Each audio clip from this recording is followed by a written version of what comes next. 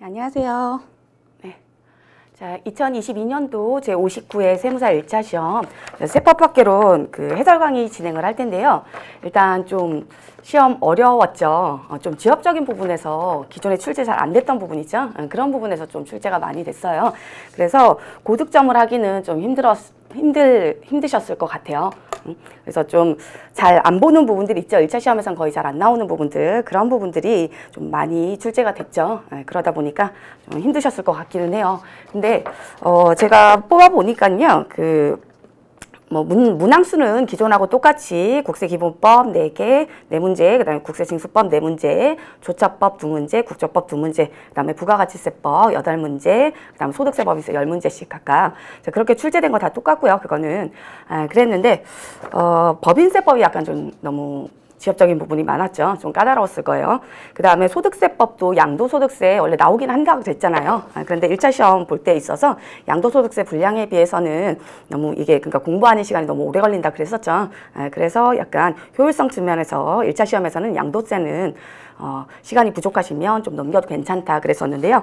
양도세에서 한두 문제 정도는 나와요. 평소에도. 그래서 그렇게 나와서 아마 대비를 못 하셨으면 그 문제는 못 푸셨을 것 같고요. 그리고 그거 말고도 이제 각각의 개별 세목별로 구분을 해서요. 국세기본법은 다른 문제는 좀 그래도 풀만 했는데요. 평이했는데요. 43번 문제가 조세심판관 관련된 거 뭐 이런 얘기가 나왔죠. 그래서 이런 얘기들 거의 물어보지 않는 거 지엽적인 얘기인데 그런 걸 물어봐서 조금 요 문제는 거의 뭐 찍지 않았을까 싶은데요. 그래서 43번이 좀 까다로웠고요. 나머지는 풀만했고요. 그 다음에 국세징수법은 어차피 좀 외워야 되는 거, 뭐 숫자 이런 것들은 외우셔야 된다 말씀을 드렸었죠. 그렇기 때문에 그거는 외우셨다면은 뭐 무난하게 푸실 수 있었을 것 같아요. 자, 그 다음에 조세범 처벌법 2문제 나왔는데요. 한 문제 마지막 끝에 있었던 문제는 그건 뭐 어렵지 않았죠. 평소에도 자주 나오는 부분이다 했었기 때문에 뭐 그런 내용들은 그게 어렵지 않았는데요. 근데 첫 번째 49번 문제였죠. 그 49번 문제는 실제 뭐 징역형이 몇 년이냐 이런 걸 물어봤기 때문에 약간 얘는 못 푸신 분들이 좀 있으셨을 것 같기는 해요. 근데 뭐 이건 외워야 되는 부분이라서 제가 해드릴 부분은 사실 없다 그랬잖아요. 근데 세금계산서 관련된 세금계산서 관련된 그런 범칙규정 이런 것들은 중요하다 했었죠. 처벌규정 이런 것들은 중요하다 했었죠. 그렇기 때문에 보셨다면 이 문제도 풀 수 있으셨을 것 같고요. 그 다음에 국조법 2문제 나왔죠. 국조법 2문제 나왔는데요. 얘도 크게 어렵진 않았어요. 그래서 이 문제도 푸셨을 것 같아요. 푸셨을 거라고 기대할게요. 그 다음에 소득세법 10문제 중에서 양도소득세가 2문제 나왔죠, 일단. 그리고 또 한 문제는 주식 양도했을 때 주식에 대해서 그 양도소득세 산출세 계산한 거였기 때문에 그건 좀 풀기 쉽지는 않았을 것 같아요. 그리고 또 56번 문제도 양도소득세 관련된 문제였죠. 그렇기 때문에 뭐 그 2문제는 혹시 못 풀었다 생각하고요. 자, 그리고 종합소득세 관련된 거에서도 금융소득 종합과세되는 금액 얼마냐 이거 자주 연습했었는데요. 근데 그 중에 한 가지 국채 관련된 게 약간 안 봤던 뭐 그런 내용들이 좀 나왔을 거예요. 그래서 그것 때문에 약간 풀기 쉽지 않았을 것 같고요. 51번 문제죠. 그 다음에 60번 문제는 퇴직소득세 관련된 거였거든요. 근데 퇴직소득세도 세 계산하고 뭐 이런 구조까지는 안 보셔도 되는데 그냥 전반적인 기본적인 내용은 좀 봐두시는 게 좋다 했었죠. 그래서 그런 퇴직소득세도요.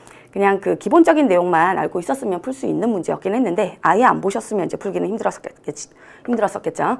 자, 그 다음에 54번 문제가 세액공제 관련된 거였어요. 그래서 이거는 뭐 대비를 하셨으면 보셨을 거고 푸셨을 거고 그렇게 어렵진 않았는데 대비를 안 하셨으면 이것도 못 푸셨을 것 같아요.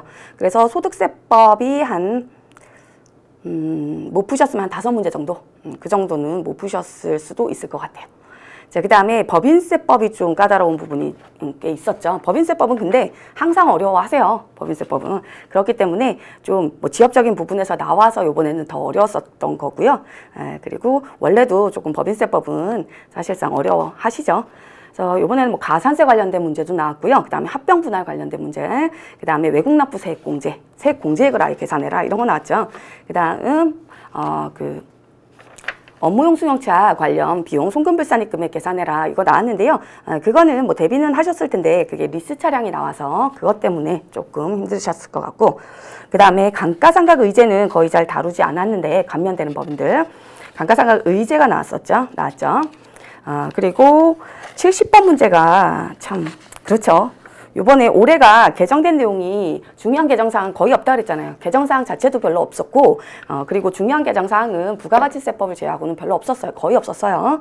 자, 그러다 보니까 개정사항들 뭐 이런 것들은 거의 문제에 출제된 게 별로 없는데요. 거의 없죠. 그런데 이게 지금 가상자산 관련돼서 가상자산 평가 방법을 물어봤는데요. 그게 그 가상자산 관련해서 우리가 과세하는 게 2023년도부터 시행하는 걸로 바뀌었죠. 그게 더 연장이 됐잖아요. 1년 유예가 됐잖아요. 근데 평가 방법이라든지 그러니까 법인세법이나 상증세법상 평가 있잖아요. 그 평가는 유예가 되지 않았거든요. 그래서 그걸 물어봤어요. 이거 조금 좀 치사하긴 했죠. 그리고 아까 양도소득세 그 52번 주식의 양도차익 계산하는 문제도요. 그것도 이제 그 소득세법에서 금융투자소득을 따로 분리해서 과세를 하잖아요. 따로 구분해서 과세를 하죠. 그런데 그래서 이제 없어진 규정이거든요. 없어지긴 했는데 그게 시행되는 게 내년부터잖아요. 금융투자소득에 대해서 과세하는 게 내년부터이죠. 그렇다 보니까 법령에서는 이미 없어졌는데 그 내용은 양도소득세, 주식 양도소득세 관련된 거 없어졌는데 그게 아직 시행이 되고 있지는 않잖아요. 내년부터 시행이죠. 그러다 보니까 그것도 문제를 마지막으로 그렇게 출제를 한 거예요. 자, 그리고 그래서 법인세법은 좀 절반 여섯 문제 정도이죠. 그 6문제 정도 그 정도가 조금 틀리시지 않으셨을까 좀. 그 중에서 뭐 맞추신 부분 있으셨으면 잘 하셨고요. 그렇지 않았으면 뭐 못 푸신 부분 있다 하더라도 너무 자책하실 필요 없어요. 그 다음에 부가가치세법이 좀 그 주요 세법 중에서는 그래도 좀 풀만한 그 법이죠. 근데 부가가치세법이 그 73번 문제가 과세 표준 계산하는 거였는데요. 뭐 선발행 세금 계산서 뭐 이런 것들 관련해서 물어본 거였죠.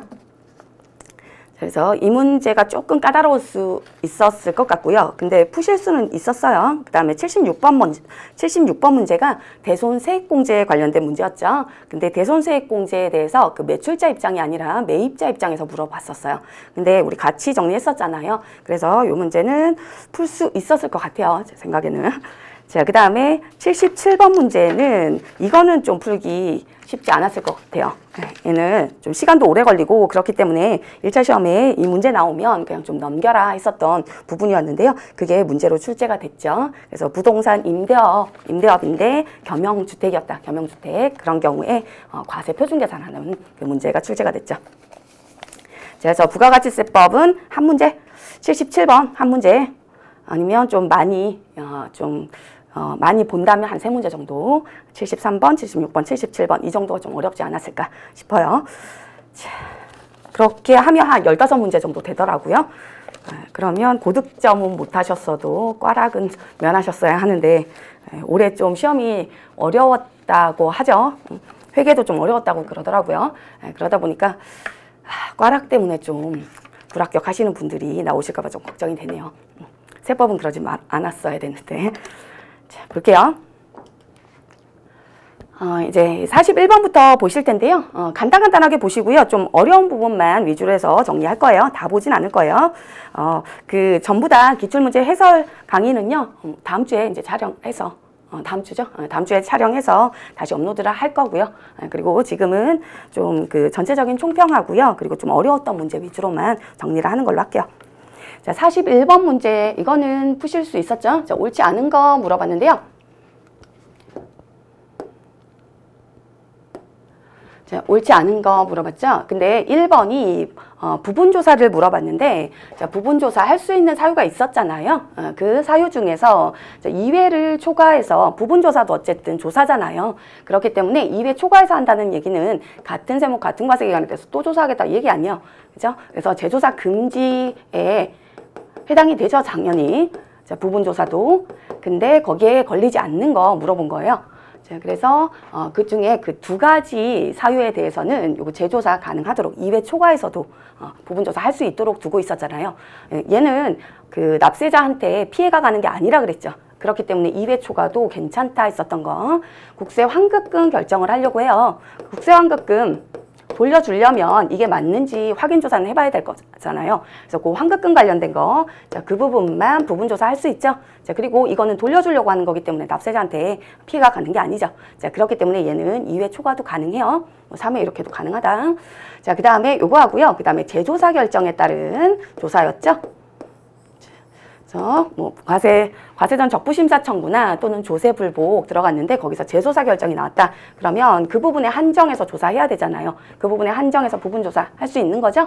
자, 그리고 얘는 이거는 주로 보면은 거의 인용의 일종이잖아요. 그렇기 때문에 재조사해서 좀 세금을 줄여주고 하려는 거죠. 자, 그렇기 때문에 얘도 납세자한테 피해가 가는 게 아니다. 자, 그래서 요 두 가지는 2회 초과해도 가능해요. 근데 나머지 사유들이 있었죠. 그런 사유들은 2회 초과 안 돼요. 자, 그래서 1번이 틀렸죠. 자, 그 다음 2번 문제는 어렵지 않았어요. 그래서 그 중에 리을이 틀렸죠. 어렵지 않았고요. 이 문제는. 자, 그 다음 43번 문제. 자, 43번 문제. 이게 좀 이런 부분까지 문제를 내면 공부할 분량이 너무 늘어나죠. 그렇기 때문에 얘는 어쩔 수 없었어요. 뭐, 틀려도 어쩔 수 없었죠. 찍었어야죠, 이거는. 자, 그래서 43번 보시면요. 심판에 대한 설명 옳지 않은 거 물어봤는데요. 나머지 읽어보시고, 크게 중요한 내용 아니다. 그냥 읽어보시고요. 자, 그리고 요 2번 문제, 2번 있죠? 보기 2번. 중임할 수 없다 되어 있는데요. 다시 또 할 수 있냐? 중임 1에 한해서 가능하죠. 한해서 가능해요. 그래서 얘는 좀 너무 지엽적인 부분이었다. 자, 그 다음 44번 문제죠. 과세전 적부심사 청구 안 되는 경우 중요하다 그랬죠. 이거는 계속 강조했었던 거기 때문에 얘는 전부 다 대상이 되죠. 전부 다 과세전 적부심사 청구 할 수 없다. 이거는 푸셨을 것 같아요. 쉽게. 자, 그 다음에 45번 문제, 국세 징수법 문제였죠. 자, 이것도 뭐 크게 어렵지 않았죠, 얘도. 자, 그래서 답은 4번이죠. 4번. 옳은 것 고르면 사실 좀 힘들긴 하죠. 잘못된 거, 옳지 않은 것 이렇게 물어보면 그것만 골라내면 되는데 옳은 것 고르라고 하면 다 틀린 거를 찾아야 되잖아요. 그렇기 때문에 조금 그래서 좀 까다로웠던 거였고요. 문제 자체는 어렵진 않았어요. 그래서 답은 5번이죠. 자, 그 다음 뭐 설명이 크게 필요한 게 아니라서 바로바로 넘어가는 거예요. 자, 그 다음에 46번 문제죠. 공매 관련된 거죠. 자, 공매. 옳지 않은 거 물어봤는데요. 얘도 어렵지 않았죠. 자, 체납자 또는 공무원도 그랬고요. 그리고 매각에 관련되어 있는 자들, 한국자산관리공사, 거기 임직원들, 그리고 그 자체, 그리고 감정평가 회사도 안 된다 그랬죠. 감정평가 법인이라든지 이런 데들도 관여를 할 수 있기 때문에 안 된다. 자, 압류재산 매수 못하는 자들, 그러니까 공매에 참가 못하는 자들 있잖아요. 그런 사람들 물어본 거였죠. 체납자 물어봤으니까 당연한 거죠. 이거는 당연히 안 되죠. 자, 그래서 4번이 답이죠. 제3자의 명의로는 할 수 있냐? 안 되죠, 당연히. 자, 직접적으로도 안 되지만 체납자가 직접 공매에 참여하는 것도 안 되지만 간접적으로도 안 된다 그랬었죠. 그래서 이건 어렵지 않았고요. 자, 그 다음에 47번 문제. 자, 47번 문제도 어렵지 않았어요. 이것도 중요하다고 얘기했었던 거잖아요. 그죠? 그래서 강제징수 했다. 압류 등을 했다. 그러면 그거에 대한 효력 이런 것들은 중요하다. 잘 나온다 했었잖아요. 자, 그렇기 때문에 얘도 어렵지 않았고요. 자, 그 다음에 48번 문제. 자, 48번 문제는 이거는 뭐 어쩔 수 없이 좀 숫자로 외워야 된다 했었던 거였죠. 그래서 숫자 외우셨으면 풀 수 있는 문제예요. 그래서 얘도 어렵지 않았다. 자, 그 다음 49번 문제죠. 그 조세범 처벌법 관련된 내용인데요. 얘는 구체적인 형량을 물어봤어요. 그래서 2년의 징역에 처하는 것이 가능한 행위 물어봤는데요. 자, 1번 기억번 보시면 이제 기억번은 얘는 가공이죠. 가공세금계산서 발급하고 발급받아왔다. 또는 그거 관련된 학계표 제출 관련된 거 이런 얘기라면 그러니까 가공세금계산서 학계표 관련된 거죠. 자, 얘는 3년 이하의 징역 그리고 세배였죠. 이렇게 가공으로 발급한 그 세금계산서 등이 있다면 그 공급가액의 10% 그러니까 매출세액 부분이죠. 그 부분에 3배 이하의 그 벌금형에 처할 수 있다 했었는데요. 자, 요거 중요하다 했었잖아요. 어쨌든 그래도 다 외울 수는 없다 했었죠. 징역 징역이나 아니면 뭐 벌금형 이런 것들 전부 다 형량을 다 외울 수는 없다 했었는데 세금 계산서 관련돼서는 중요하다 그랬었잖아요. 자, 그래서 좀 기억하시는 게 좋다 했었죠. 그래서 얘는 3년 세배였고요. 그리고 나머지 허위였죠. 거짓 뭐 이런 것들 허위. 얘는 없는 거래는 아니라 했었잖아요. 그래서 얘는 좀 형량이 적다 했었죠. 네, 얘는 1년 이하의 징역 그리고 2배 이하의 벌금에 처할 수 있었죠. 그래서 요게 1년이었어. 2년이 아니었어요. 그죠? 자, 그래서 2년의 징역에 처하는 것이 가능한 거 3년 이하 가능한 기억만 가능하죠. 그래서 이거는 조금 안 외우셨으면 조금 힘드셨을 수 있고요. 자, 그 다음에 50번은 뭐 계속 얘는 이런 식으로는 잘 나온다 했었죠. 그렇기 때문에 얘는 잘 푸셨을 것 같아요. 자, 상습범이다. 포탈. 조세 포탈이 상습적이다. 상습범이라면 이런 고액 포탈자와 마찬가지로 형의 2분의 1을 가중한다 했었죠. 그래서 원래 2년 포탈세액 2배 요거였잖아요. 그런데 이런 고액 포탈자였다. 그러면 2분의 1을 가중해서 3년 세배 얘도 마찬가지 그랬었죠. 상습범이면 2분의 1 가중한다. 자, 그래서 이건 어렵지 않았고요. 자, 이제 그 다음에 51번 소득세법이죠. 자, 51번 보시면 이자소득금액, 배당소득금액, 합계액, 그러니까 금융소득금액 물어보죠. 자, 종합소득금액의 합산할 종합과세되는 금융소득금액 얼마냐? 이거 여러 번 연습했었는데요. 자, 근데 요 2번이 약간 이걸 안 보셨던 안 본 분들 많이 있으실 거예요. 그래서 요것 때문에 좀 까다로웠을 것 같고요. 자, 그 다음에 4번은 뭐 이건 외국법인이 발행한 채권의 이자이다 되어 있는데요. 얘는 외국법인이 발행한 채권이라 하더라도요. 외국법인이 직접 지급하고 이러지 않을 수 있죠. 그래서 원천징수는 원천징수 적법하게 이루어졌다 되어 있잖아요. 그럼 원천징수는 별도의 얘기가 없으면 된 걸로 보시면 되죠. 자, 그래서 얘는 조건부 종합과세에 해당이 된다는 거 그것만 좀 주의하셨으면 됐죠. 그래서 얘는 한번 풀어볼까요? 자, 조건부 종합과세 대상이 있고요. 자, 그리고 무조건 종합과세 대상 금융소득이 있죠. 그리고 이자소득과 배당소득 구분하셔야 된다. 그리고 배당소득은 다시 두 가지로 해서 그로스업 대상인 게 있고 그로스업 대상이 아닌 게 있다. 두 개 구분해 주셔야 된다 했었죠. 그래서 1번 보시면요. 자, 상장법인, 국내 상장법인으로부터 받은 현금배당이다. 자, 현금배당, 일반적인 배당이죠. 자, 그래서 조건부 종합과세 대상인 배당소득, 그로스업 대상이죠. 내국법인한테서 받았죠. 일반적인 배당이니까 얘는 법인세 과세됐을 거 아니에요. 자, 이렇기 때문에 그로스업 대상으로 넣어주시면 되고, 자, 그 다음에 양가로 2번. 공개시장에서 통합 발행한 국채의 매각가액과 액면가액의 차이. 이게 뭐예요? 매각가액과 액면가액의 차이. 자, 국채를 매각했다.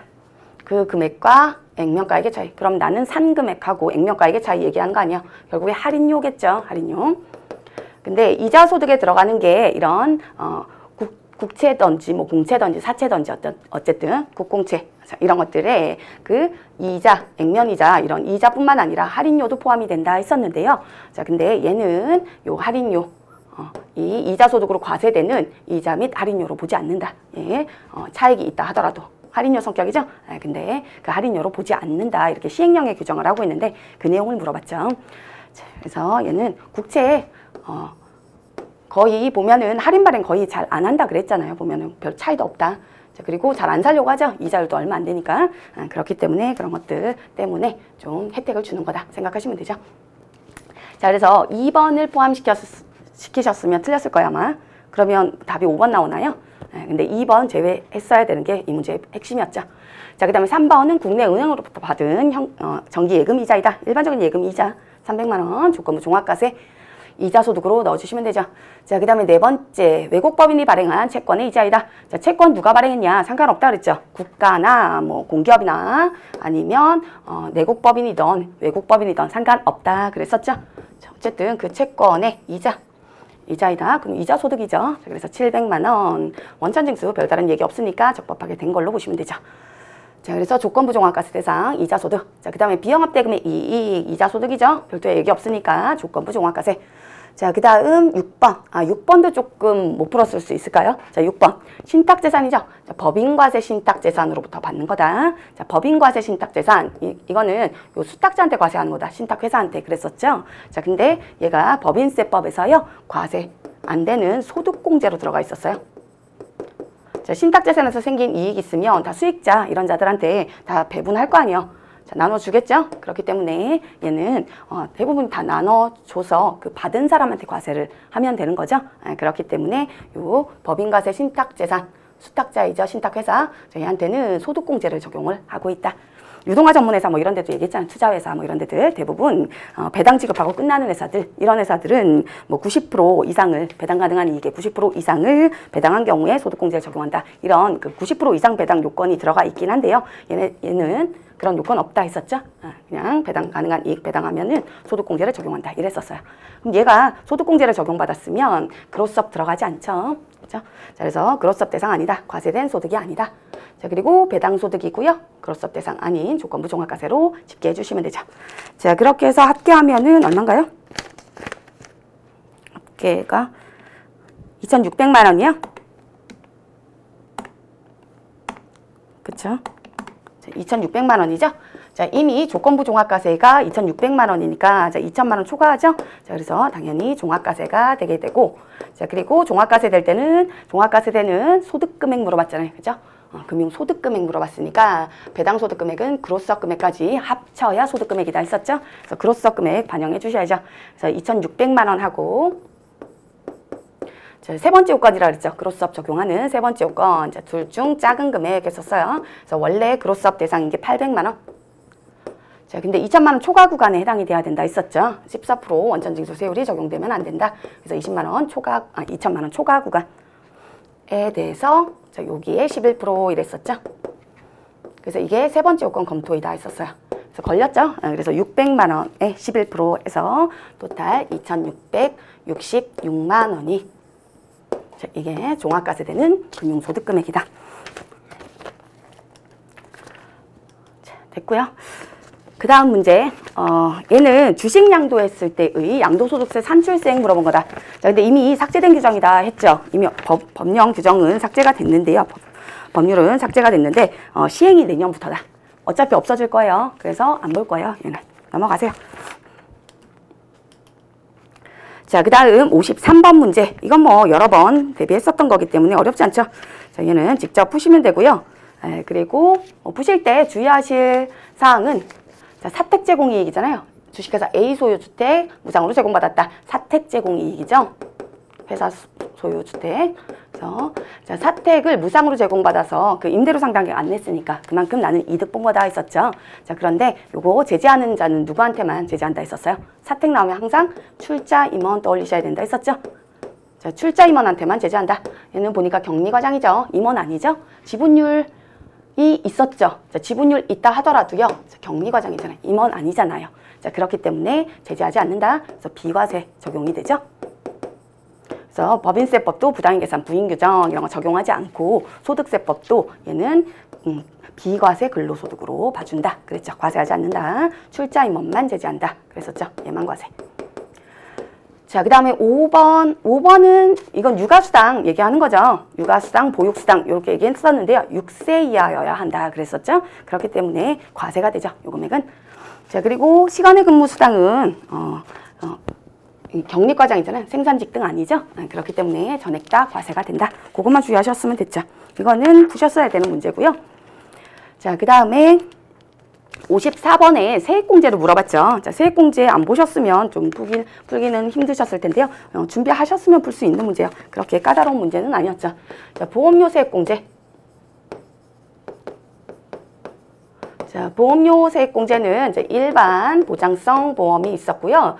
자, 그리고 장애인 전용 보장성 보험이 있었죠. 자, 각각의 한도는 100만 원씩으로 해서 지출액이 있으면 100만 원을 한도로 해서 일반은 12% 공제율, 장애인 전용은 15% 그랬었죠. 공제율. 얘도 각각 100만 원이죠. 그래서 일반 보장성 보험료 피보험자로 확인해야 되거든요. 피보험자가 본인이다. 50만 원 공제 대상이죠. 그래서 50만 원 들어가 주고요. 나머지는 없죠. 보장성 보험료. 일반 보장성은 요거밖에 없고요. 그럼 50만 원 적용되겠네. 50만 원에 12% 해주시면 되고요. 자, 그 다음에 장애인 전용이 있죠. 자, 보니까 딸이 장애인 전용 보장성 보험에 가입을 했대요. 근데 요거 때문에 또 속으셨을까요? 자, 수익자가 딸이다 이렇게 되어 있는데요.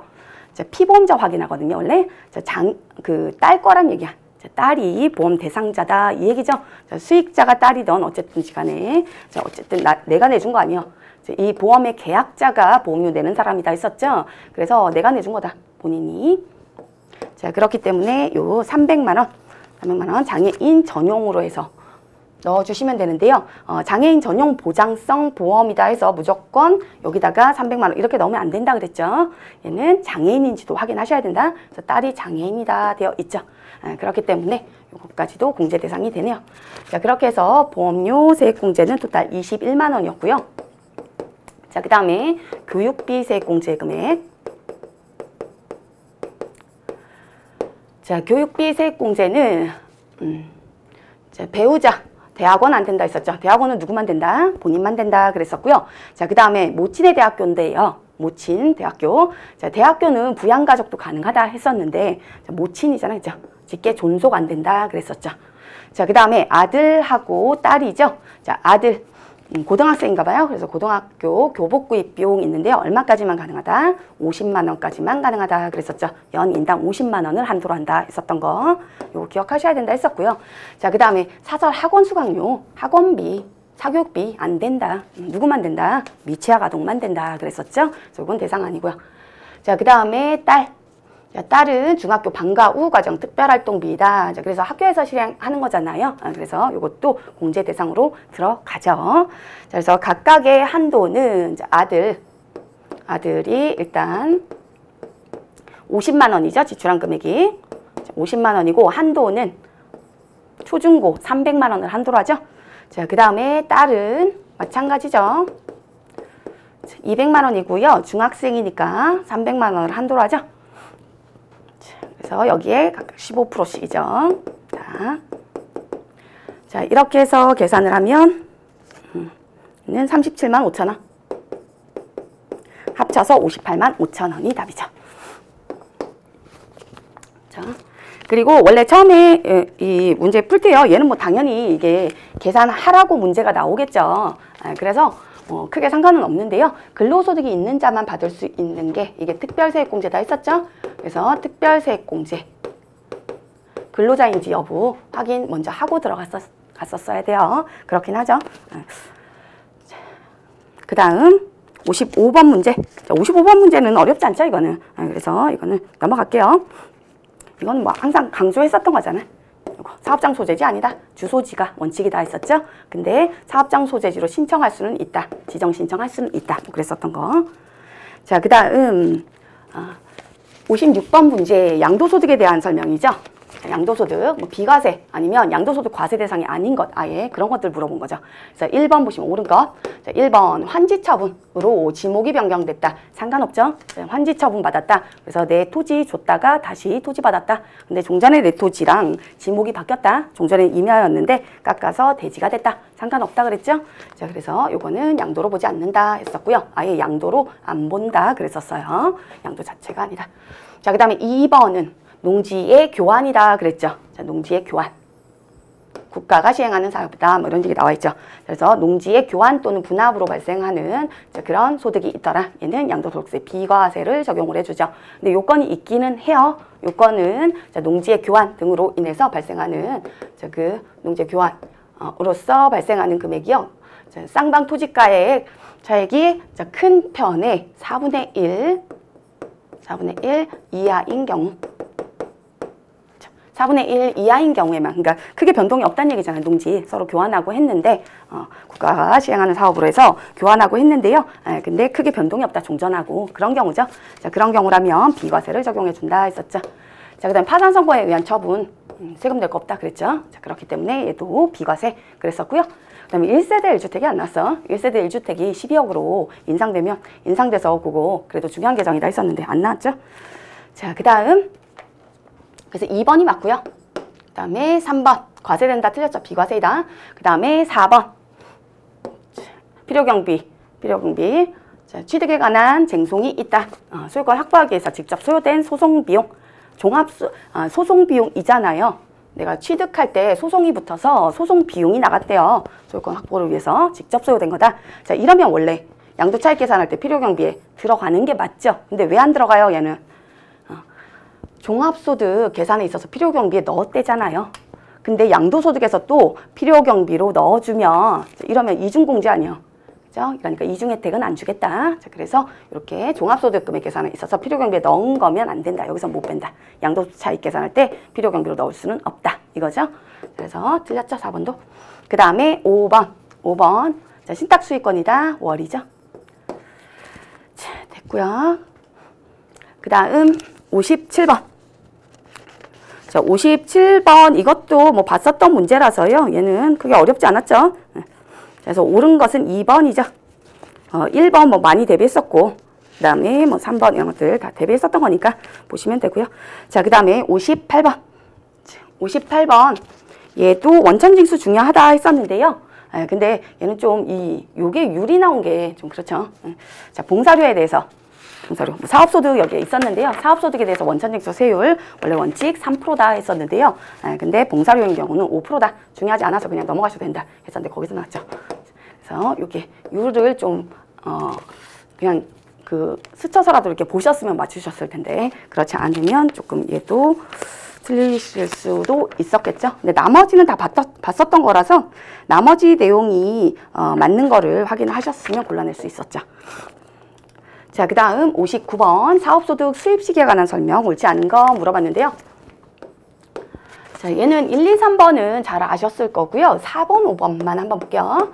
자, 4번 보시면 금융보험업에서 발생하는 이자이다. 자, 금융보험회사 나왔어요. 그러면 뭘로 가면 된다 그랬어요? 현금주의로 가주면 된다. 현금주의란 얘기는 이 이자는 내가 수령하는 때, 그러니까 요 금융보험회사에서 수령하는 때, 자, 여기 수령일 기준으로 해서 나의 이자 수익으로, 그러니까 그 사업 수익이죠. 얘는 입장이 사업 수익으로 인식해주면 된다. 이거였었죠. 자, 그래서 현금주의로 간다는 거 이거 얘는 중요하다 얘기했었잖아요. 그러니까 상대방 입장에서 우리 입장에서 그러니까 그 금융보험업법이 외 그런 그 회사들 외의 상대방 그러니까 거래하는 자 입장에서 얘 현금주의라는 거 중요하다 그랬었죠.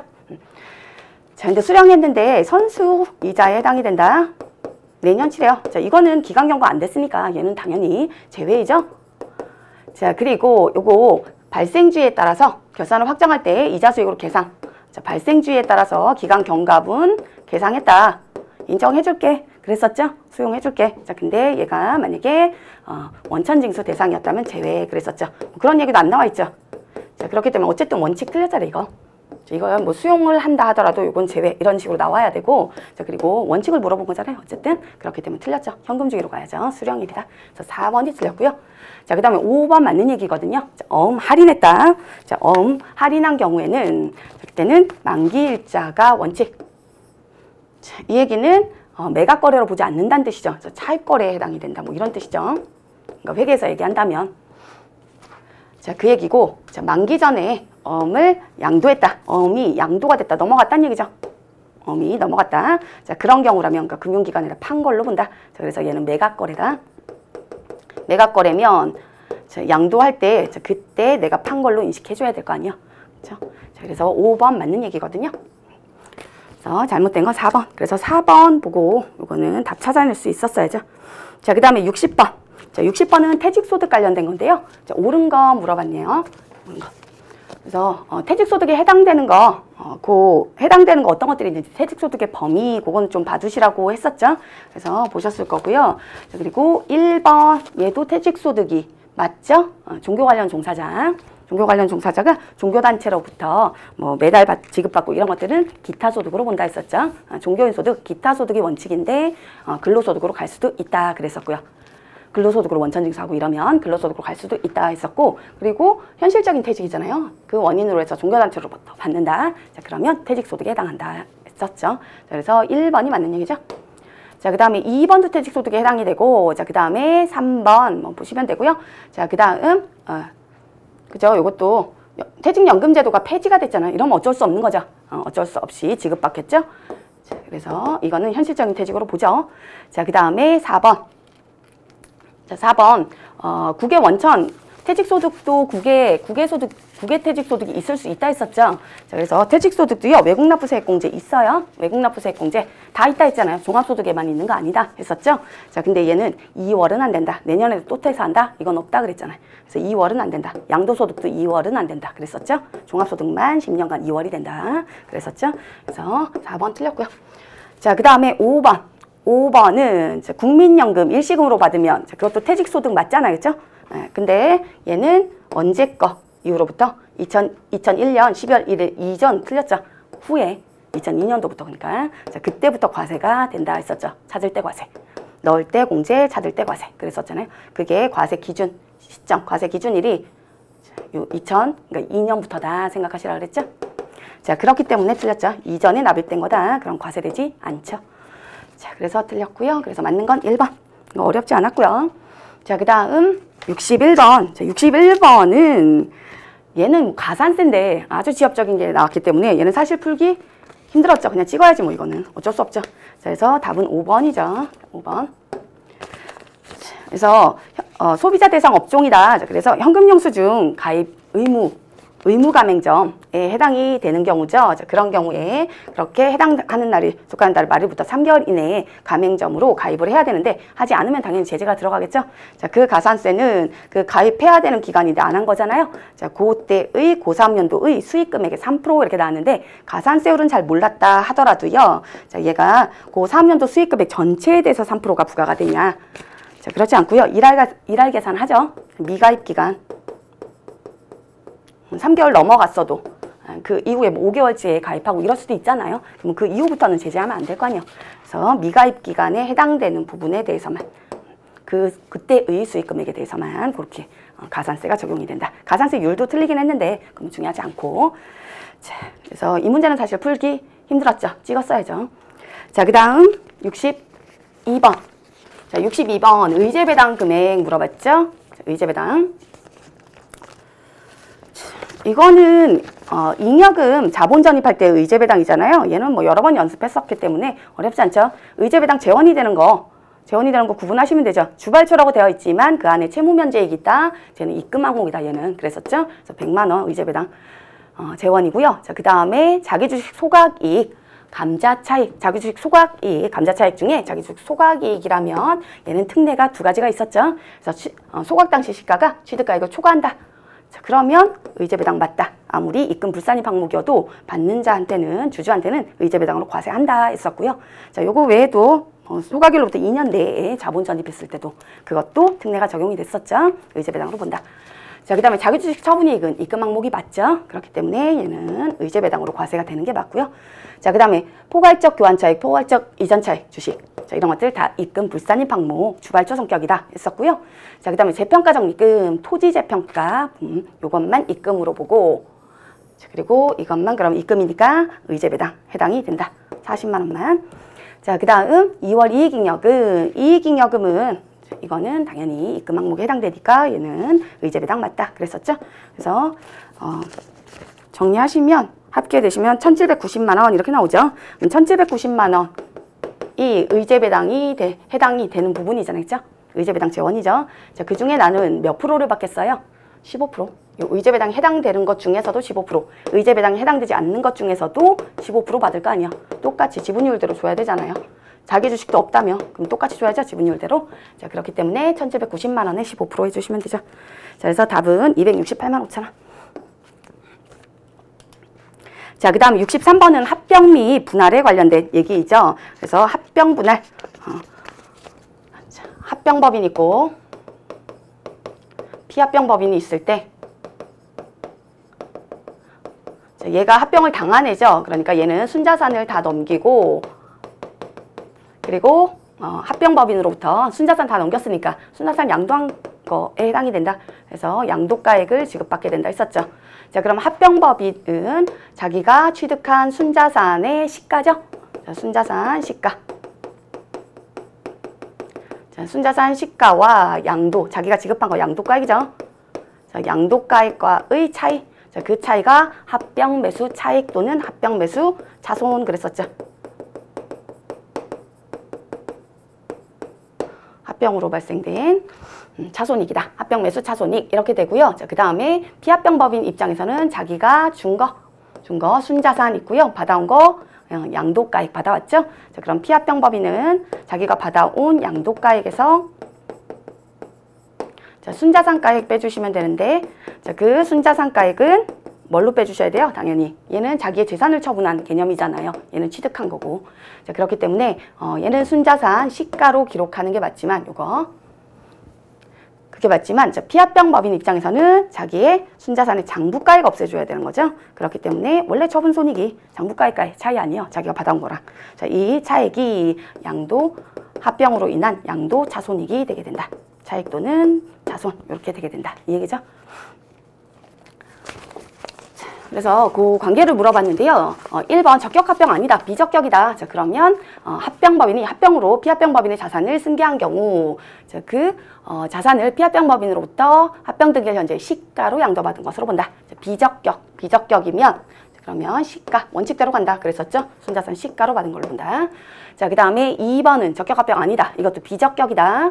자, 그럼 합병법인이 피합병법인에게 지급한 양도가액. 자, 요거하고 피합병법인의 합병등기일 현재의 순자산 시가. 순자산 받아온 시가. 자, 요게 일치하지 않으면 그게 합병매수 차손익 그랬었죠. 자, 그 다음에 3번은 적격분할이 아니다. 자, 비적격 얘기하는 거죠. 같이 생각하시면 된다. 그랬어요. 그래서 합병하고 같이 생각하시면 된다. 자, 분할 신설법인 등이 분할법인 등의 자산을 승계한 경우이다.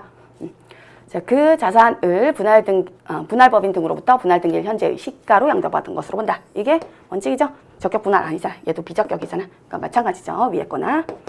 자, 그 다음에 4번 적격합병에 해당이 되죠. 자, 적격합병이라면 합병법인, 피합병법인의 순자산을 넘겨받게 되는데 요 순자산에 대해서 과세 이연의 혜택을 주고 있죠.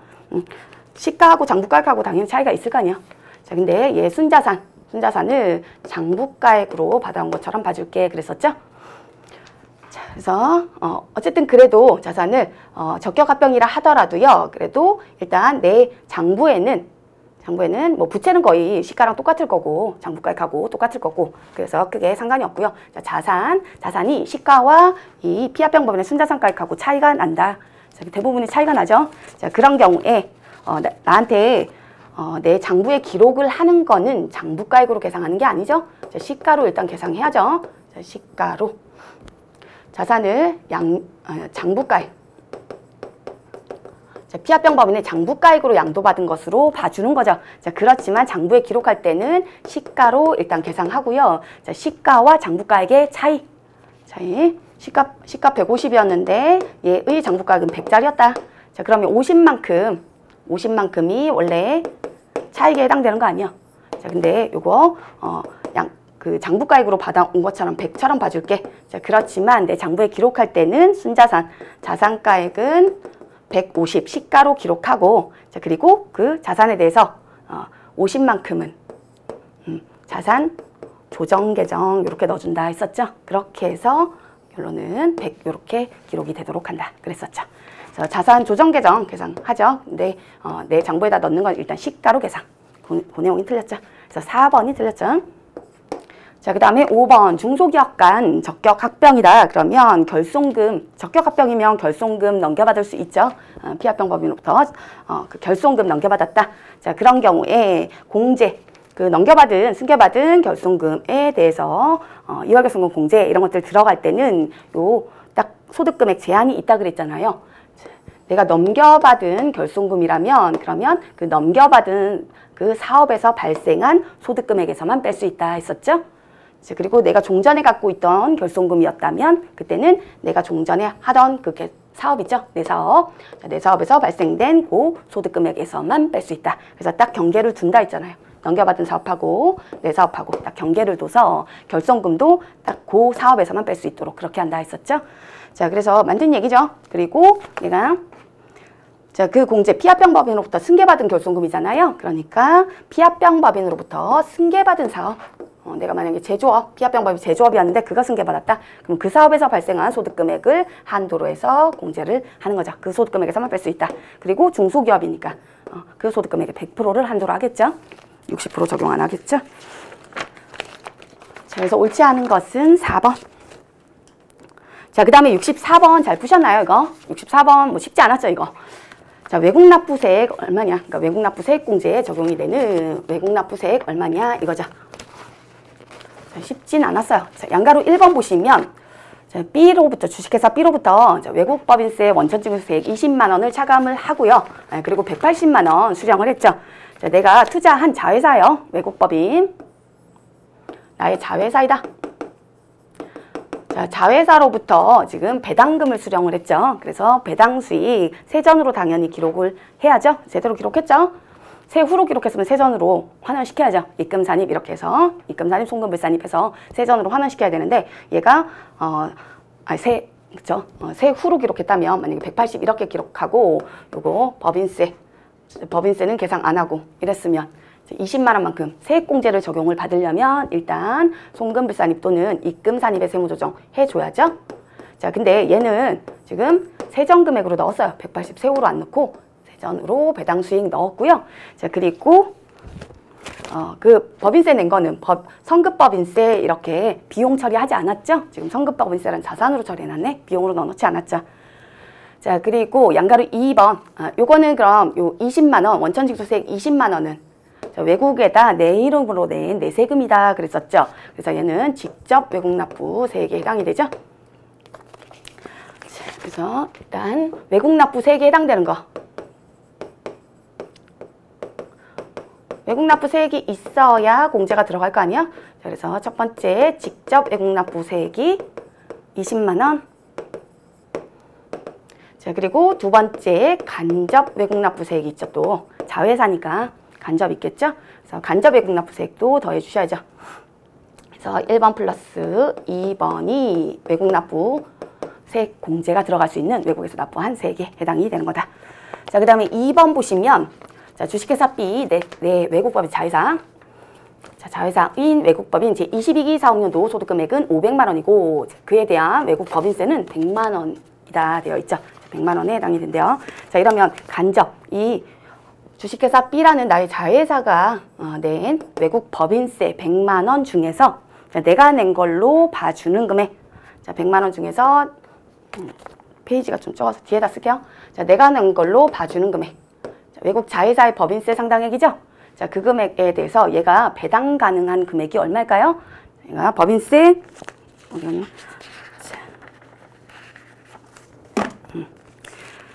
자, 그 외국 자회사의 소득금액 나와 있죠. 그래서 소득금액이 500만 원인데 법인세 내기 전이잖아요. 자, 근데 외국 법인세 100만 원 그러면 이게 세후죠. 그래서 이 금액을 배당을 하던지 하겠죠. 나한테 얼마를 배당했어요? 이 중에 배당 가능한 금액 중에 나한테 배당한 게 200만 원이었죠. 배당금수 200만 원에 해당되는 거 그럼 50만 원이네요.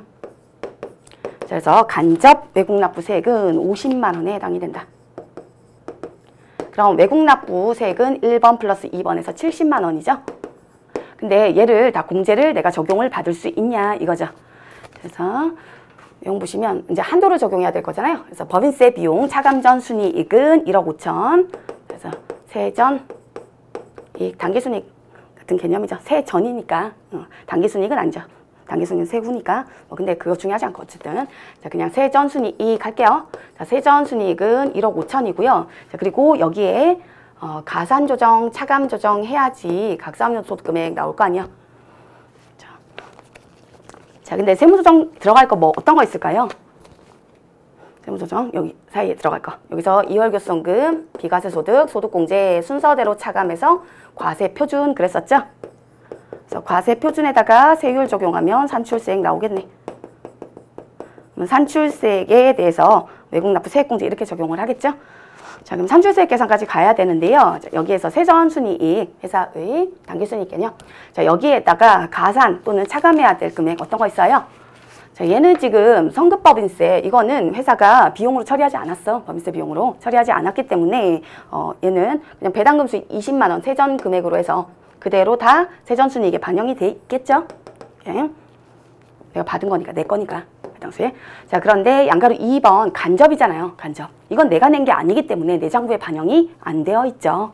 당연히 상식적으로 내가 낸 세금이 아니죠. 그러니까 내 장부에 반영 안 돼 있다. 그럼 어떻게 해줘야 돼요? 그 아까 우리 계산했던 50만 원 나왔었죠. 간접 외국납부세액에 해당되는 50만 원 간접 자, 그 금액만큼은 입금 산입 또는 송금 불산입 세무 조정을 해줘야죠. 입금 산입으로 할게요. 자, 입금 산입 간접 외국 납부세 50만 원만큼 해줘야죠. 기타 사유추 내가 낸 건 아니죠. 자, 그래서 50만 원만큼 가산 조정을 해줘야죠.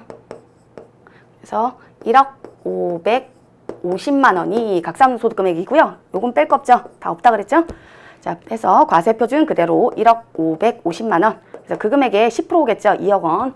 2억 원이니까 10% 적용돼서 산출세액은 1,505만 원 이렇게 나와요. 1,505만 원 이렇게 나왔죠. 자, 그럼 그 1,505만 원 1,505만 원 산출세액 이 금액에 대해서 외국납부세액 공제 받을 수 있는 금액은 얼마냐? 한도 계산해야죠. 그래서 2번은 외국납부세액 공제 한도이다. 한도는 산출세액 중에서 이 외국 원천 소득 때문에 외국에서 발생한 그 외국 원천 소득 때문에 생긴 그 과세표준 그랬었죠. 그래서 1,505만 원은 과세표준 1억 5,050만 원을 기준으로 해서 나온 금액인데, 자, 그 중에 외국 국외 원천 소득이 얼마가 있어요? 국외 원천 소득 일단 배당 수익 200만 원 있죠. 자, 요 200만 원하고 또 어떤 것도 이제 포함이 된 거예요? 50만 원 포함시켰죠. 간접 외국 납부세액에 해당되는 50만 원 포함시켰죠. 그래서 50만 원까지 가산한 부분. 그러면 한도가 얼마예요? 25만 원 이렇게 나와요? 25만 원? 25만 원. 그래서 원래 외국에서 납부한 세액은 70만 원이지만 한도에 걸렸죠? 그래서 25만 원이 답이겠네요. 자, 그리고 원래 간접 적용 받으려면 그러면 있는 것처럼 내가 의결권 있는 주식 25% 자회사의 주식 보유 비율이죠. 25% 넘게 25% 초과해서 보유를 하고 있어야 되고요. 그리고 뭐 배당 확정일 현재 6개월 이상 계속 보유해야 되고 뭐 이런 요건이 필요하긴 하죠. 그래서 25%는 넘게 보유하고 있고 있기 때문에 이런 식으로 해서 간접까지 적용을 해주시면 된다. 자, 그 다음 65번. 자, 65번은 업무용 승용차 관련 비용에 대해서 세무조정하는 건데요. 그렇게 해서 송금 불산입되는 금액 얼마냐 이렇게 물어봤죠. 자, 송금 불산입 금액. 자, 근데 평소에는 우리가 법인 소유 차량을 했었는데요. 얘는 지금 보니까 임차 차량이죠. 그래서 그것 때문에 약간 못 푸셨을 수도 있을 것 같아요. 자, 업무 전용 자동차 보험에는 가입하고 있어야죠. 그래야지 관련 비용 바로 송금불산입 이렇게 다 전액 다 송금불산 되지 않는다 했었고요. 그리고 상시 근로자 수 10명이다. 5인 이하에 해당이 되면 5인 미만이죠. 5인 미만에 해당이 되면 그 한도 50% 적용하는 그런 가족회사다 얘기했던 거 소규모 법인 있잖아요. 거기에 해당될 수 있기 때문에 거기에 해당되지 않는다. 뭐 그런 얘기고요. 자, 그 다음에 운용 리스에 해당이 되고 리스료 나간 게 총 3천만 원이죠. 22기에 3천만 원 나갔는데 그 중에 보험료, 자동차세, 수선 유지비, 수선비 그게 토탈이 675만 원? 675만 원에 해당이 되네요. 자, 그럼 이 중에 요 세 가지죠. 딱 항목 다 줬어요. 보험료, 자동차세, 수선비, 수선유지비. 자, 요걸 제외한 리스료 중에 그걸 제외한 나머지가 뭐가 되는 거예요? 그 뺀 나머지가 감가상각비 부분에 해당이 되는 거다. 그랬었죠? 그래서 감가상각비 부분이 차감을 하면 2,325만 원? 2,325만 원이 감가상각비 상당액이다. 자, 그럼 감가상각비 2,325만 원이고요. 자, 그리고 기타 비용이라고 할게요. 자, 기타 비용이 리스료에 포함된 게 675만 원. 그리고 그거 외에도 또 회사에서 나갈 게 있죠. 이 차량 때문에 나간 거 300만 원이 있다. 자, 그러면 합쳐서 975만 원이 기타 비용이네요. 자, 이 중에 송금 불산입되는 금액 얼마냐? 자, 그러면 업무 무관 비용에 해당되는 거, 업무 미사용, 업무 미사용분 해당되는 게 몇 프로예요? 자, 금액이 1,500만 원 넘어가니까 운행기록일지 써야죠. 그래서 운행기록일지 써서요. 그래서 2만 킬로 중에 15,000킬로가 업무상 운행 주행거리에 해당이 된다. 그럼 25%가 자, 25%가 업무 미사용분이죠. 그러면 그 금액은 송금 불산입이 되겠죠. 사적 사용분이니까. 자, 그래서 25%에 해당되는 금액. 둘 합쳐서 그 금액에 25% 해주시면 되죠. 그래서 2,325만 원 하고 975만 원. 이 금액에 25% 해주시면 825만 원. 자, 825만 원은 송금 불산입 되고요. 그리고 여기서 끝이 아니죠. 감가상각비에 대해서 내 차량 아니기 때문에 1단계 감가상각비 세무조정은 필요 없지만 한도는 들어가야죠. 3단계짜리. 요건 2단계였고 자, 3단계 들어가야죠. 3단계 감가상각비 한도 800만 원 한도라죠. 송금으로 인정받는 금액이 800만 원 한도로 한다. 자, 그렇기 때문에 감가상각비 2,375만 원. 자, 이 중에 나의 송금으로 들어간 게 75%이죠. 75%. 25%는 여기서 부인됐고. 자, 이게 800만 원 넘어간다. 한도. 자, 이러면 그 넘어가는 부분도 송금 불산입이죠. 감가상각비 800만 원 한도 추가. 그래서 2,375만 원에 25%.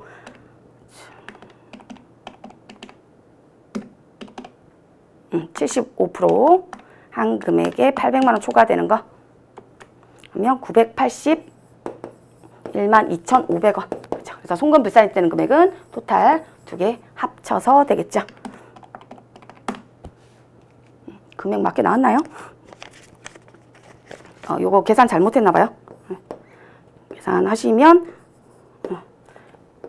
75만 원이야 이게. 25만 원이죠. 2,325만 원. 그래서 800만 원 빼주시면 943만 7,500원 이렇게 나와요. 자, 그래서 합계하시면 답 나오죠? 그래서 37500 하고 825만 원 하시면 되네요. 자, 그래서 답은 1700이죠. 일이 빠졌어. 3번이죠, 답은. 자, 그 다음 66번은 어렵지 않죠, 이거는. 그렇기 때문에 넘어갈게요, 얘는. 자, 그 다음에 67번. 자, 67번 보시면, 아이고. 자, 67번. 소득금액 조정 합계표상 송금산입 및 입금불산입 차감 조정 얼마냐 이거 물어봤죠. 자, 1번 보시면 재무상태표 자산 계정 중에 매출채권은 1억 5천. 근데 상법상 소멸시효가 완성된 매출채권이 있다.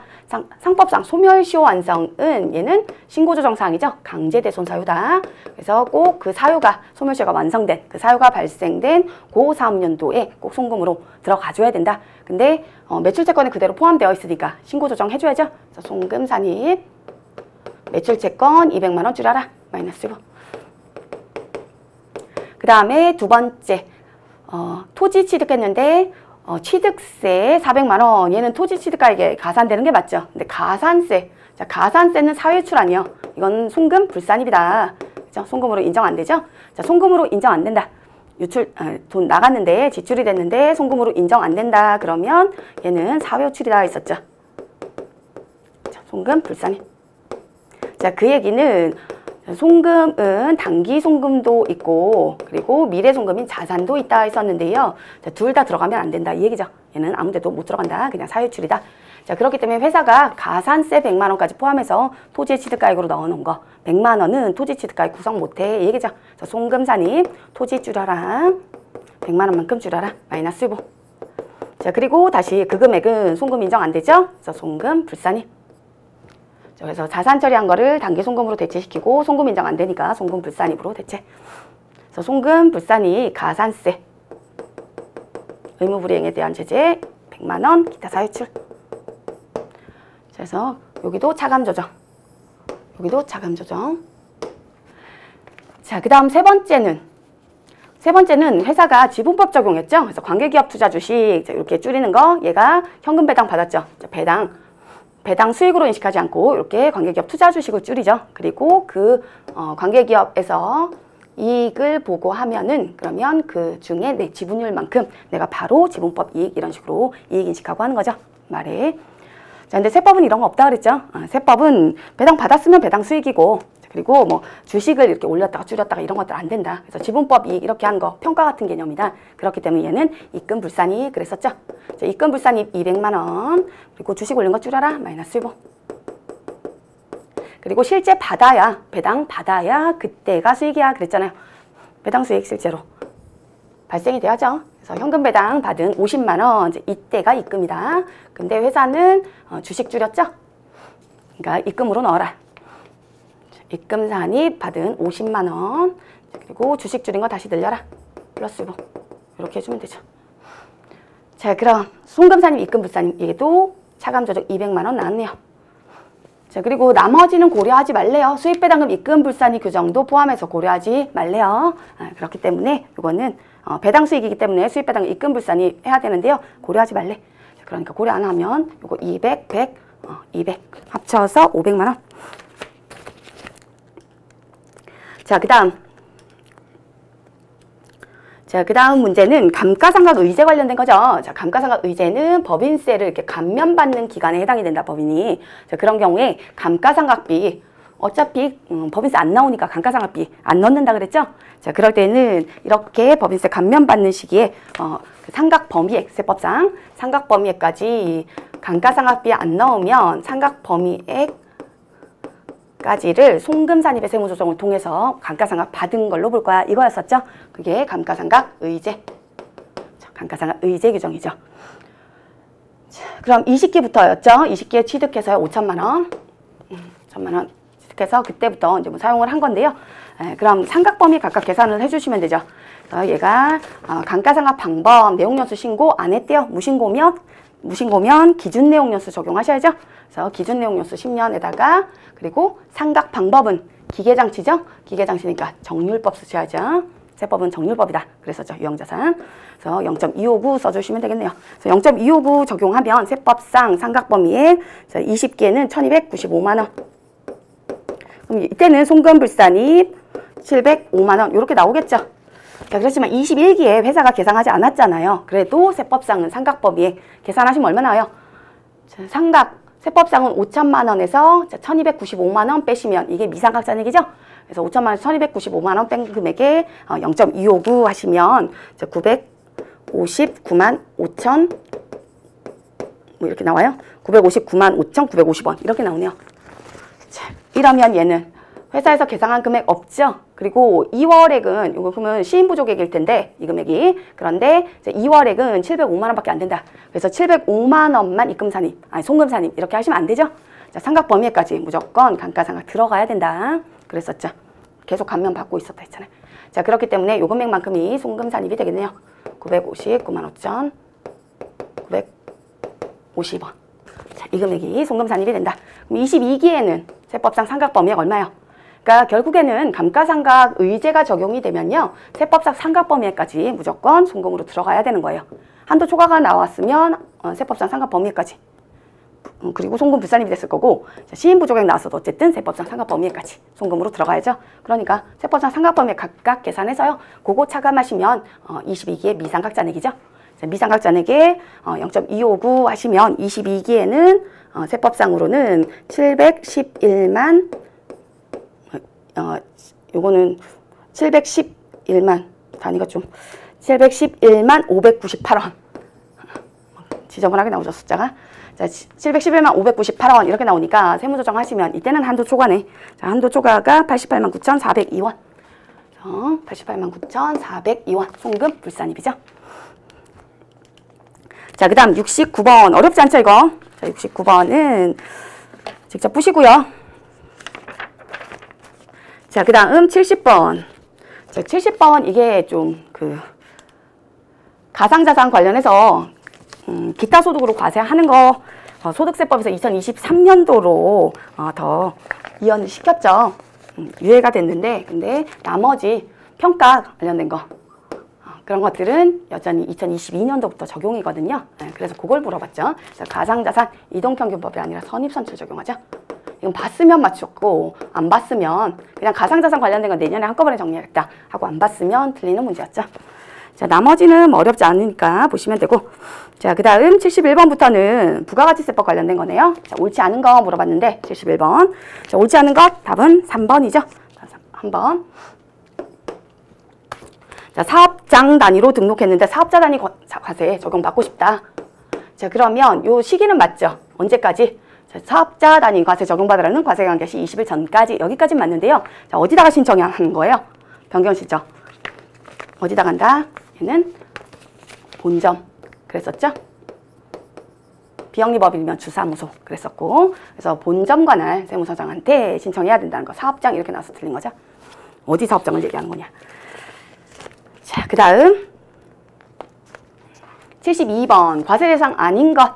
과세 대상 아닌 것 답은 4번이죠. 양도담보죠. 양도담보는 넘어간 거 아니다 그랬어요. 자, 그렇기 때문에 얘는 넘어간 거 자체가 아니다. 그래서 과세 대상 아니고요. 나머지는 뭐 어렵지 않았고, 그 다음에 73번. 아이고, 73번. 자, 73번 보시면 2기 예정신고기간 1, 2, 3월. 자, 이때 과세 표준 얼마냐? 자, 양가로 1번 공급 단위 구획할 수 없는 용역을 계속적으로 공급했고요. 그리고 뭐 이렇게 약정이 되어 있고, 세금 계산서는 대금 받기로 한 날에 발행하기로 했다 되어 있죠. 자, 그러면 대금 받기로 한 날. 네. 받기로 되어 있고요. 그리고 계속적 공급에 해당이 되죠. 자, 계속적 공급이면 언제가 공급시기? 약정일이라 했었죠. 약정일에 약정액만큼 과세를 한다. 그럼 1기 중에 들어가는 거, 1, 2, 3월에 들어가는 거 200만 원, 그리고 중도금 400만 원까지네요. 600만 원 들어가겠죠. 자, 그 다음 양가로 2번은 특허권 대여하기로 했다. 2년간. 이것도 계속적 공급이야. 용역의 계속적 공급. 자, 근데 2022년 3월 30일에 대가의 일부로 100만 원을 받았죠. 그리고 대가를 받고 세금계산서 발행했다. 인정 그랬었죠. 인정한다. 계속적 공급이면 약정일에 약정일만큼 과세하는 거고요. 계속적 공급으로 판단 안 하셨다 하더라도요. 4월 2일부터가 이제 요때부터가 어쨌든 뭐 공급이 되던지 할 거 아니에요. 자, 그런데 얘가 그 공급 시기 되기 전에 대가를 받고 받은 대가 부분에 대해서 세금계산 발급하면 선발행 특례로 보시면 되죠.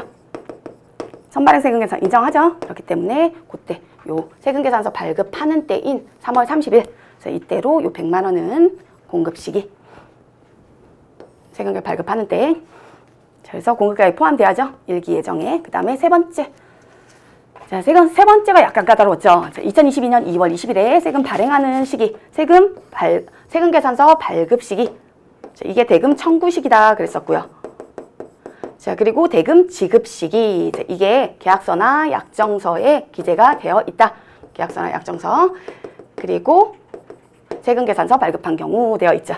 자, 그런 경우 용역 제공 완료는, 자, 용역의 공급 시기는 원칙이 용역 제공 완료하는 때, 자, 이때죠. 그래서 원칙적인 공급 시기가 이때인데 그 이전이죠. 자, 원칙적인 공급 시기 전에 세금계산서, 얘는 대가 받기 전에 세금계산서 발급을 먼저 했다. 그럼 7일 내에 받아라. 자, 7일 지나갔죠? 7일 넘어가서 발급받은 경우에 자, 그 30일 이내 받아라 하는 경우 있었죠? 30일 이내에 대가를 수령하면 된다. 자, 근데 그때의 요건은 요거 대금 청구 시기, 세금계 발급 시기가 대금 청구 시기 그랬었고요. 그리고 대금 지급 시기, 자, 이때와의 그 간격이 30일 이내여야 된다 그랬었죠. 자, 그래야지 요 선발급한 세금계산서 적법한 걸로 인정. 그랬었는데 얘는 30일이 넘어가죠. 자, 그리고 대가를 수령 안 해도요. 요 개정된 내용 있잖아요. 대가 수령을 못했어도 원칙적인 공급 시기가 과세기간 내에 있으면 그랬죠. 자, 과세기간 내에 있으면 그것도 인정 그랬어요. 그렇죠? 세금계산 발급한 과세기간 내에 있다면 원칙적인 공급 시기. 이제 대가 수령은 안 따진다 개정돼서 그랬었고요. 자, 그러면 그것도 인정했는데 얘는 과세기간 지나서 있죠. 자, 이러니까 얘는 적법한 세금계산서로 인정이 안 돼요. 선발행 특례 인정 안 된다. 자, 그 다음에 네 번째는 자, 특수관계인에게 사업상 지식에 관한 정보, 노하우 제공이죠. 자, 노하우 제공, 용역 제공이죠. 자, 용역 공급에 해당이 되는데요. 그걸 무상으로 공급했대. 자, 용역의 무상 공급은 과세하는 거. 사업용 부동산 특수관계인한테 무상 제공한 경우, 무상 임대농 경우, 자, 그때만 과세한다 했었죠. 사업용 부동산 임대 용역에 대해서만 그랬었어. 그렇기 때문에 얘는 과세 안 되죠. 그래서 들어갈 거 없다. 자, 이러면 얘는 과세 표준에 들어가는 거 1번에 600만 원, 그 다음에 2번에 100만 원이죠. 선발행 인정되는 거 100만 원. 자, 합쳐서 700만 원. 자, 그 다음 74번. 자, 74번은 식용이 아니죠. 수입사는 식용만 면세 그랬잖아요. 근데 식용이 아니다. 그러니까 과세. 자, 그 다음 75번 어렵지 않아요. 푸시면 되고요. 이거는. 75번 넘어가고요. 그 다음에 76번. 자, 76번은 대손세액공제 관련된 건데 매입자 입장이죠. 자, 매입자 입장에서 매입자별 학교도 이렇게 나오니까 가감할 금액은 얼마인가. 그래서 2022년 1기 확정이죠. 1기 확정 때 반영할 수 있는 금액 얼마냐? 6월 15일에 2022년 6월 15일에 전부를 변제했다. 예전에 대손세액공제 상대방이 넣어서 나는 매입세액에서 차감했겠죠. 자, 그랬던 거 내가 대금을 변제했으니까 변제한 그 변제일이 속하는 그 과세기간에 대한 확정 신고할 때 매입세액에 가산 그랬었죠. 가산. 그래서 답은 4번. 자, 그 다음에 77번. 77번 문제 이거 푸셨나요? 얘는 시간 오래 걸린다고 풀지 말아라 했었던 건데요. 나머지 문제 먼저 정리하고요. 마지막으로 시간이 오래돼서 뭐 빨리빨리 한다고 했는데 이렇게 시간이 오래 걸려서 자, 77번 마지막으로 풀고 나머지 문제 먼저 볼까요? 자, 78번 세금 계산과 관련된 거 어렵지 않았죠, 이것도. 그 다음 79번도 어렵지 않았어요, 얘도. 79번 어렵지 않았다.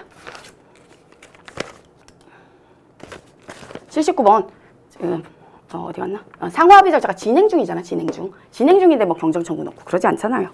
자, 그 다음에 80번 80번도 잘 읽으셨으면 어렵지 않아요. 자, 내국번이 국외법인으로부터 차입했다고 해서 무조건 내 소득 대비 차입금이 과다하다, 이자 비용이 과다하다 이 얘기죠. 자, 그럴 때 그 초과되는 조정소득금액의 30% 그 금액을 초과하는 그 부분에 대한 이자 비용은 송금불산을 받고 기타 사유치를 했었는데요. 자, 근데 국외법인한테서 차입했다고 다 그래요? 그러지 않죠. 특수관계인한테서, 국외 특수관계인한테서 나와야죠. 그렇기 때문에 요게 틀렸죠. 국외 특수관계인이라는 얘기가 나와야 된다. 한정한다. 자, 그럼 이 문제만 풀면 되나요? 자, 77번 문제. 일단 1번 보시고요. 이 중에 과세되는 면적과 면세되는 면적 구분해 주셔야죠. 과면세 면적 구분. 자, 그 다음에 2번 보시고요. 총 임대료 과세 표준이 얼마인지 계산하셔야죠. 자, 그리고 이제 마지막으로 세 번째로 이 중에 과세되는 부분, 그래서 과세 표준 계산해 주시면 된다. 그죠? 자, 과면세 면적 구분 먼저 하시면 건물 부분을 먼저 구분하셔야죠. 자, 건물 부분 보면 주택이 얼마요? 자, 주택 면적으로 구분 200제곱미터죠. 근데 상가 부분이 100제곱미터다. 자, 그럼 주택 부분이 더 크죠. 그러니까 전부 다 뭘로 본다? 전부 다 주택으로 본다. 그러니까 건물 임대에 대해서는 전부 다 면세가 적용이 되죠. 자, 그 다음 그럼 토지 부분에 대해서도 전부 다 주택 부수 토지로 봐서 다 면제하냐? 그렇진 않는다 그랬죠? 자, 주택 부수 토지 얼마예요? 주택 부수 토지 자체는 토지가 다 주택 부수 토지가 맞기는 하죠. 이 건물이 다 주택으로 봤으니까. 그러니까 토지도 다 주택 부수 토지. 원칙은 그렇게 들어가야 되는데 한도를 적용한다 했었죠. 이거 무작정 다 주택 부수 토지로 보지는 않는다. 그래서 한도가 자, 주택의 연면적이었죠. 자, 주택의 연면적 더해주시면 된다. 주택 면적. 그러면 복층 건물일 때 200제곱미터이죠. 주택의 연면적.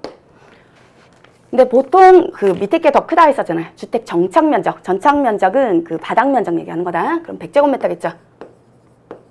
자, 그 주택 정착 면적에 도시지역 내에 있으니까 5배. 도시지역 바뀌면 10배. 5배죠. 500제곱미터. 보통은 요 밑에 게 더 크다 했었죠. 그래서 둘 중 큰 걸 인정을 해주니까 요거 잘 기억하시면 된다 했었고요. 500제곱미터 걸렸죠. 자, 그래서 요 500제곱미터만 주택 부수 토지로 와서 얘만 면세. 그럼 과세되는 부분은 토지 부분 중에 과세되는 부분은 1000제곱미터죠. 자, 그 다음에 총 임대료 계산하시면 이제 첫 번째로 얘는 임대료 아예 줬어요. 그래서 3천만 원이죠. 이번 거. 요번 과세 기간에. 그 다음에 두 번째 간주 임대료 계산해 주시면 되죠. 임대보증금 4억 3,800 곱하기 정기예금 이자율 종료일 현재요. 과세기간 종료일 현재의 정기예금 이자율 3% 곱하기 일할 계산해 주셔야죠. 365분에 상반기 거죠. 자, 상반기 다 들어가죠. 임대기간에 다 들어가죠. 우리 물어본 거 1기 과세기간 전체 6개월치 물어본 거 아니야. 그러니까 181일 해주시면 되죠. 자, 이렇게 해서 계산하면 간주 임대료는 651만 6천 원 이렇게 나오죠. 그래서 총 임대료는 합치시면 총 임대료로 할게요. 3,651만 6천 원. 자, 그 중에 과세되는 거 얼마냐? 자, 일단 요 총 임대료 다음 페이지 할게요. 자, 총 임대료 3,651만 6천 원을 토지 부분하고 건물 부분으로 나눠줘야 된다. 자, 토지와 건물 부분 나누는 기준은 거기 있는 기준시가이죠. 자, 기준시가를 기준으로 해서 나눠주시면 된다.